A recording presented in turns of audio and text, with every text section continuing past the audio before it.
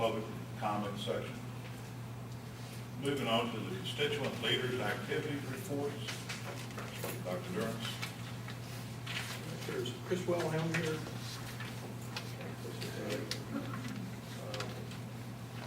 Leslie Richardson here is faculty senate president. All here, do you have a report? Okay.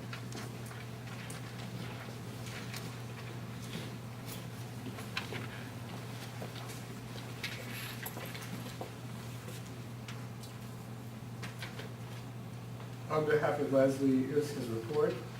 Dr. David Michael Smith, a government professor in the Department of Social and Behavioral Sciences, has been invited to give a talk on freedom at the Galveston Unitarian Universalist Fellowship on July 29. The title of Dr. Smith's presentation is Freedom, Social Progress, and Individuality, Some Critical Reflections.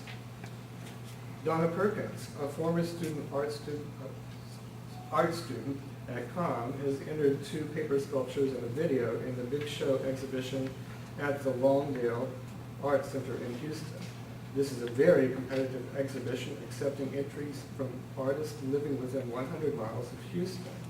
The exhibits can be seen until August 11th. Beth Hammett, a writing professor in the Department of Academic Success, has written an article on why I teach that will be published in the Teaching Tolerance magazine, compiled by Southern Poverty Law Center in Alabama. Dr. Pam Millsap, chair of the Department of Social and Behavioral Sciences, and soon to be dean, has been invited by the Dana Center of the University of Texas at Austin to be a member of a work group tasked with developing a student success course component of the New Mathways Project, which is a new statewide initiative intended to help students earn college-level math credit more quickly, building on the Dana Center's previous work with the Carnegie Foundation on Statway and Quantway, which are alternative math pathways. So, therefore, COM will have a voice in the student success course component that they want to build into the alternative math sequences. Finally, Michelle Betancourt, a government professor in the Department of Social Behavioral Science, is leaving in August to take up a position at Wharton County Junior College. The faculty would love to recognize Michelle for her contribution and leadership in the development of our online instruction, instructional assessment, and dual credit instruction. Online instruction and dual credit are the realities of the future, and Michelle has helped pave our way in these important areas.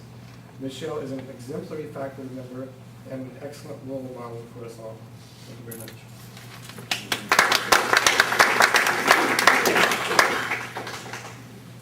Bonnie Harold, you have a report on classified? Yes, sir, thank you. Good afternoon, I'm Bonnie Harrell, I'm your classified council president.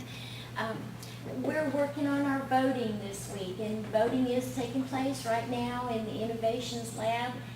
We're looking forward to the year upcoming. We love our campus, and we want you to let us know what we can do to help. Thank you. Thank you, Bonnie. Mark Perez, professional counsel.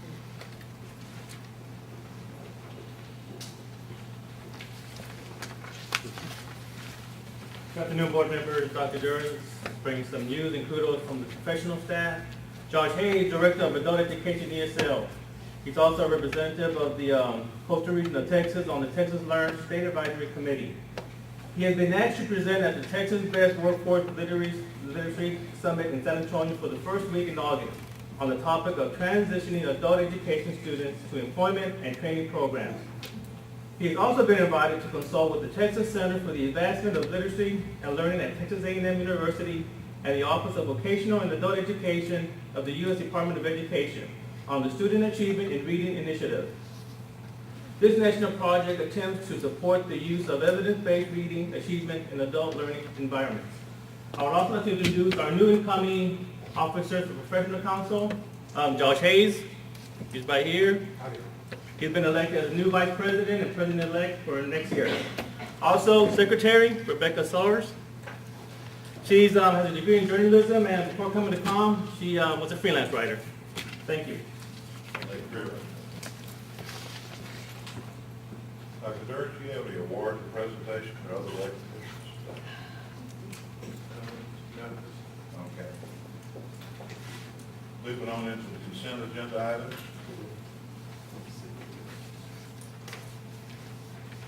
Have a motion for approval of the consent agenda items. Mr. Chair, at the Finance and Audit Committee meeting this morning, there was an item that was approved that had some financial implications. And I'd like for us to pull the item that addressed the change in faculty contracts from 12-month to 9-month contracts and address that separately and go ahead and approve the rest of the consent agenda items.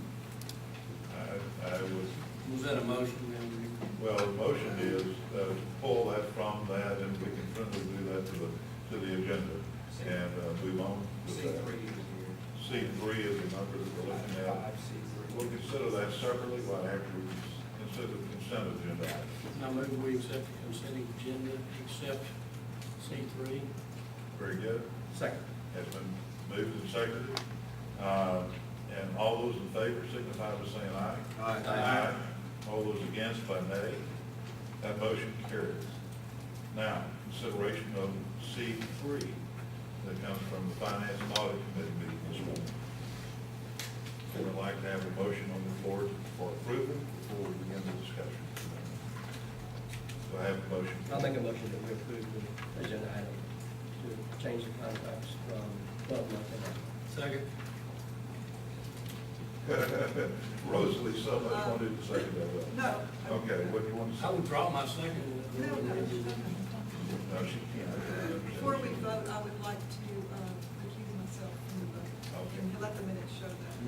All right, very good. Very good.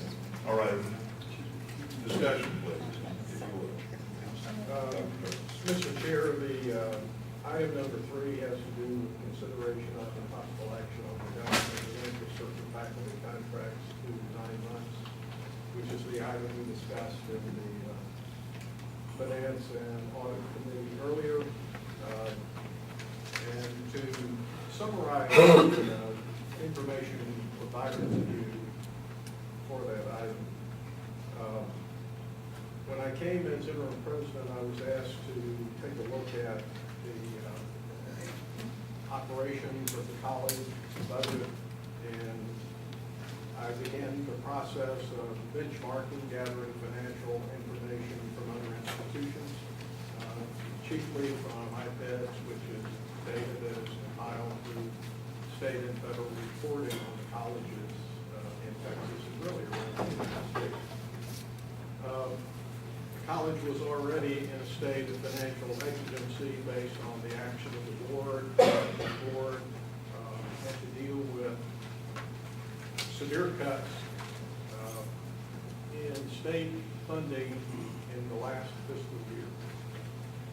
As we reviewed the data from other colleges in Texas, comparing College of Mainland to the other colleges, what we discovered was that we were the second or third highest in expenditures in most categories of expenditures compared to the other 49 in Texas.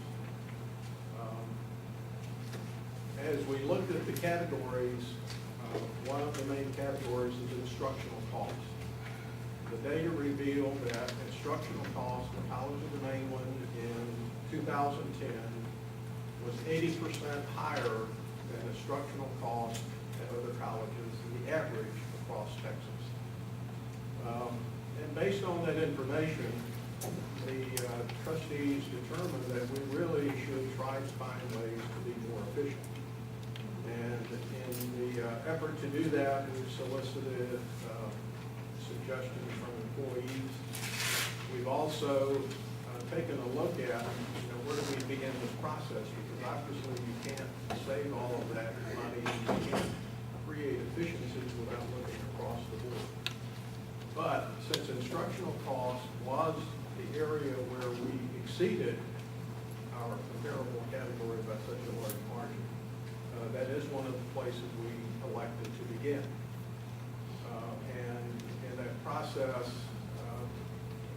I did a survey, sent out a survey of the other 49 colleges and asked them, how do you pay for instruction of summer classes from your full-time faculty? And the reason I did that is because in other states where I've been president, I have found that they use a payment system which is flat rate, not a percentage of your 9-month contract, but a flat rate. Although 20 years ago, the percentage payment was a very common way to do that. But over the last decade and a half, cuts in state funding have forced colleges to reduce those costs. I had more than a 60% response rate, and out of those who responded, over 90% of them said, we have 9-month contracts and we pay faculty with a flat rate fee.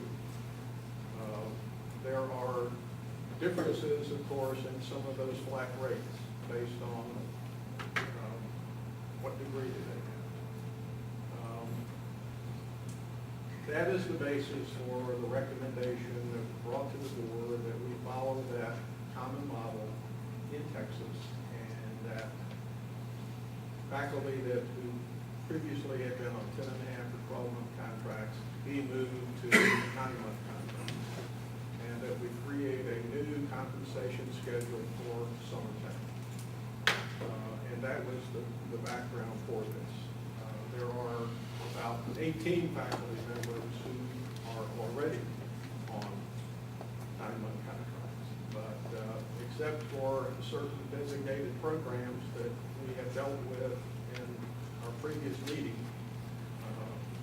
what you had before you today in the committee meeting was the list of faculty who are being moved from 10.5 to 12-month contracts. It's a difficult change to make. Talk to presidents of other institutions who are involved in making those changes. It's always difficult. But when you're faced with reducing financial capability, there is little choice but to look across the field. And as you know, that is not the only action we've taken. We have eliminated some positions in the administrative category, in the professional category, and faculty category, and classified category. So very limited action so far. We've reduced stipends for certain telephone and communication devices for professional and administrators. And we continue to look at ways to reduce our expenses, including the decision of the board to look at energy savings. But that's the basis for the recommendation. Very good. Any additional questions, comments? You have a motion and a second on the floor. All those in favor of the said motion signify by saying aye. Aye. All those against by nay. Nay. And Mr. Chair, I would like to speak to my motion, please. Sure. As most of you know, I came out of the classroom setting. I've been in the classroom for 42 years. And it pains me to no end to